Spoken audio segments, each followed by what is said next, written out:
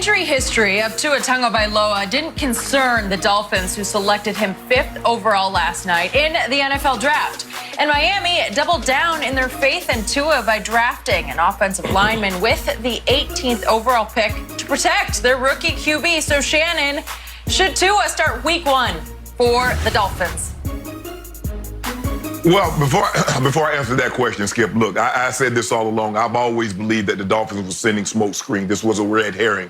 There's no way, Skip. They started the season, if you remember, every Sunday, what did it have, Skip? Tank for Tua. Okay, we were tanking for him because we thought he might be the #1 pick. Now we land in this 5th spot, and we got an opportunity when we've been fans tank for Tua. He slides, he's right there in our lap. Now we're going to pass him for Justin Herbert. I ain't heard not one time we want Herbert. The whole year for the Dolphins, it was always tank for Tua. Now they get an opportunity to, but also, Skip, it was reported that when he had his workout in Nashville, the Miami Dolphins were able to get an independent doctor of their choosing to take a look at the hip. And they were convinced. They were good, like, okay, we're good with it. Now, Skip, the luxury that they do have is they have Ryan Fitzpatrick. And I believe Ryan Fitzpatrick's play will determine how much or how little we see of Tua.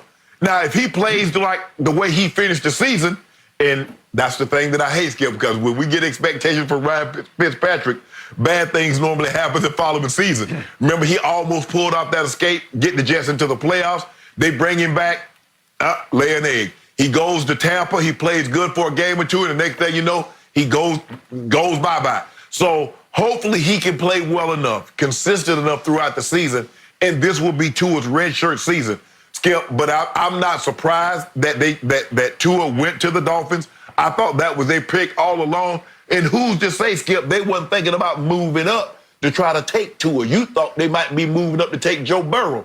They might have been moving up to take Tua with that first pick. We'll never know. We got him. I say we got him in because Tua's my guy.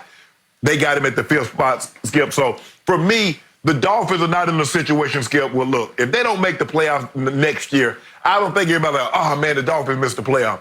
They get an opportunity to redshirt this kid if need be. I believe by the time they play, he will be healthy, and he could play if needed to. But I think Ryan Fitzpatrick play is going to determine how much Tua plays. But this was a great pick. I don't think they ever thought for 1 second they were taking someone else in that 5th slot other than Tua. Quick point of clarification. Adam Schefter of ESPN reported several times over the last 24 hours that Miami had repeatedly tried to trade up with Cincinnati for Joe Burrow. So I'm going to take that to my bank that in the end, Miami still had Burrow ahead of Tua on their draft board.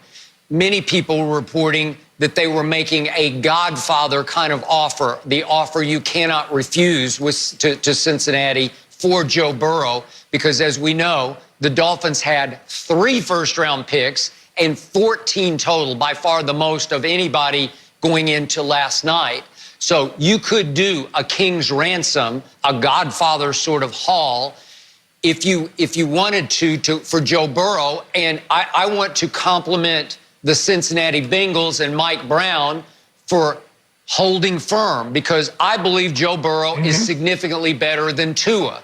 And obviously, he's been significantly more healthy than Tua has. So I applaud Cincinnati for not saying, okay, we could completely start over if we get 3 more first-round picks and a couple of seconds or whatever else you could throw in.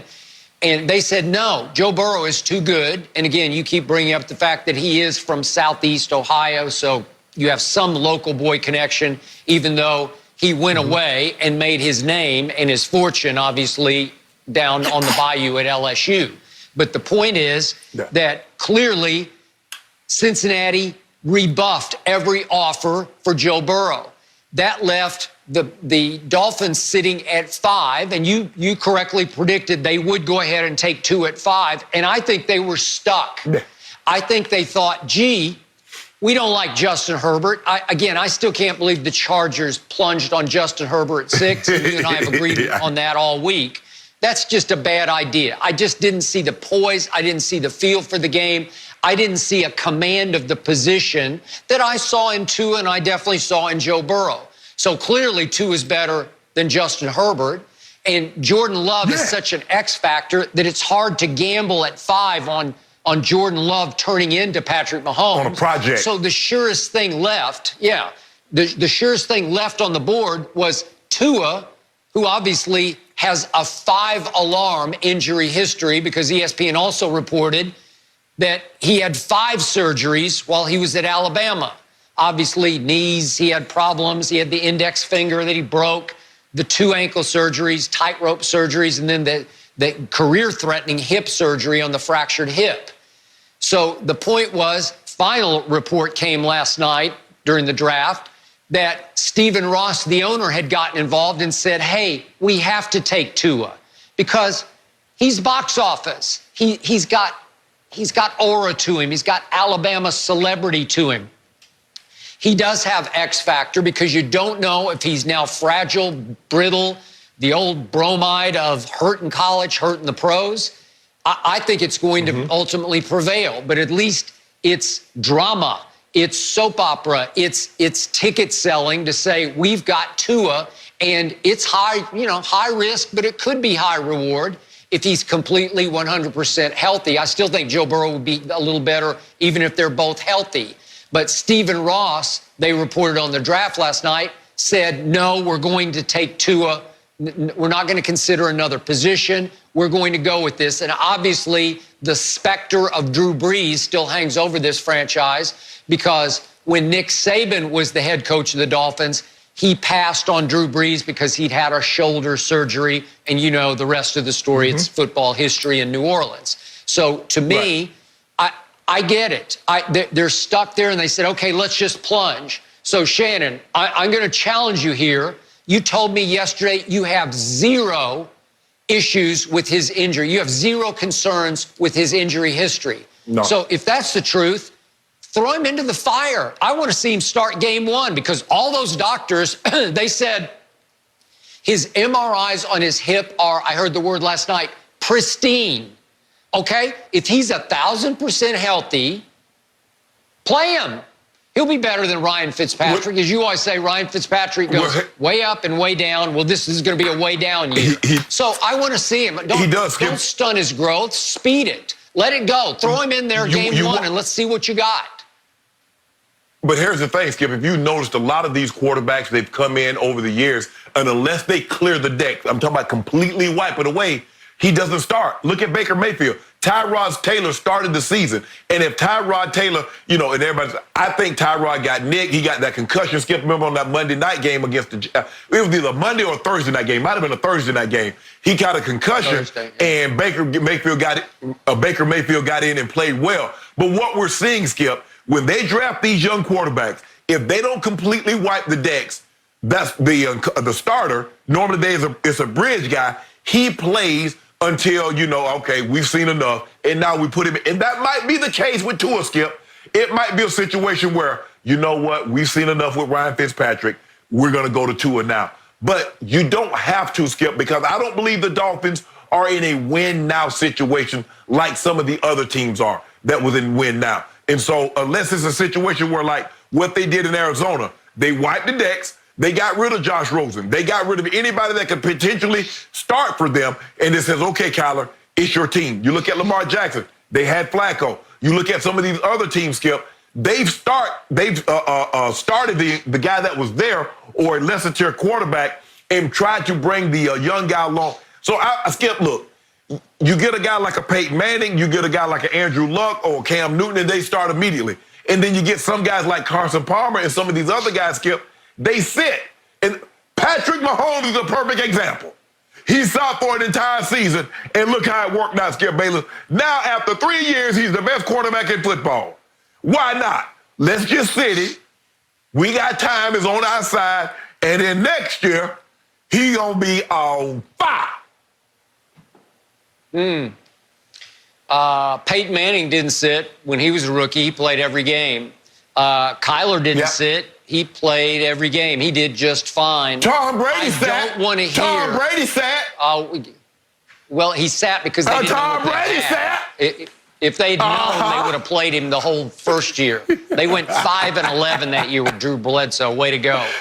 So the point is, I don't want to hear you got to be careful with Tua. Baloney, you told me you have no concern. Throw him into the fire. You can't be careful. No. The National Football League's not a careful endeavor. It's not a careful game. You have to just play. So why play him? Don't try to protect him. If you think he's 1,000%, play him. Why didn't they play Patrick Mahomes? They traded up 17 spots to take him with the 10th overall pick from 27. Why did they play him, Skip? Why did they play Lamar Jackson? Why did they play Carson Palmer? Wait a second. Timeout. They had a really good quarterback in Kansas City who had taken them to the playoffs, right? So, again, I told you yesterday, I didn't really see this from Patrick Mahomes. He was really raw at Texas Tech. Tua wasn't raw at Alabama. You're telling me you've never seen anything like it. He's a tight window throw artist. Well, again, he's played at the highest level in national championship games. Yep. Patrick Mahomes didn't play in any national championship games. He didn't play any playoff games. He was playing, he was barely playing in bowl games. So don't give me that. I want to see Tua in game one because you told me he's 1,000% okay. I want to see him play. Skip, we're not, listen, Miami is not going to fall into your trap. I want to see Tua in game one. Tua is going to play with the Dolphins. That's why they have Ryan Fitzpatrick. That's why they brought him back. Because under any scenario, Ryan Fitzpatrick was going to start the season. And his play will determine how soon we see Tua. So I know I want to see him game one. If he sets the entire season, Patrick Mahomes is the blueprint. He sat the entire season. There have been other